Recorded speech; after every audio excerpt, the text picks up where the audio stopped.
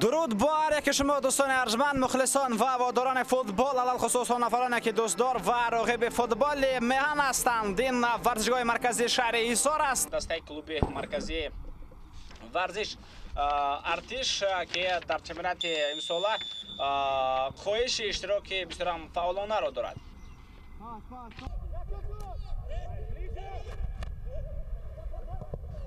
ضربه از فاصله دور روان کرده می شود به طرف دروازه بهروز خیریف. واقعا یک ضربه قوی بود از فاصله خیلی. لیگنر دسته فایزکند با پای چپ بازم می توانند این حالت را بازیگذاری کنند. پرتاب توجه بر اوزاقوف به چشم میرسد. ضربه و گل، ضربه و گل جوزف اومبا. توجه کنیم. بله واقعا پرتاب گردید و با سر ضربه خود را به طرف دروازه روان کرد.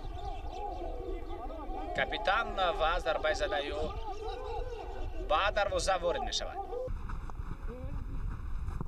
ارسال با داخل جریمه گفت و ببینید این وضعیت چگونه خوفناک بود. ضربه از وضعیت استانداردی در اجرای حاجی اکبر اوزاقوف بود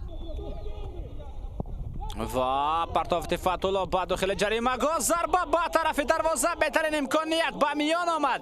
فیروز بابیف، ضربه فیروز بابیف از فاصله دور توسط مرکز این ضربه روان گردید. توانست او را برگرداند به دسته کلوب مرکزی ورزش ارتش و این آخرین حرکت در قسم اولی میدانداری دسته فایزکند و کلوب مرکزی ورزش ارتش بود.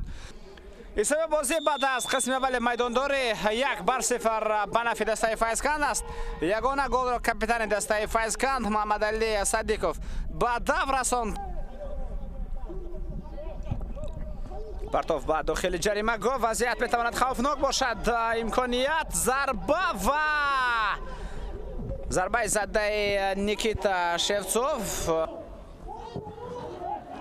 ارسال با داخل جریمه گفت امکانیت برای دسته کلوب مرکزی ورزش ارتش. ادریس پرتاب با عقیب سیاد ارسال میکند با داخل جریمه گفت فرصت گل زنی. ضربه و این نیکیتا شفچوف است. ارسال با داخل جریمه گاه ضربه به طرف دروازه و بهترین امکانیت بود اما نتوانست او را به دروازه وارد کند. ارسال با خط هجوم امکانیت برای فوتبالبازان فایزکند.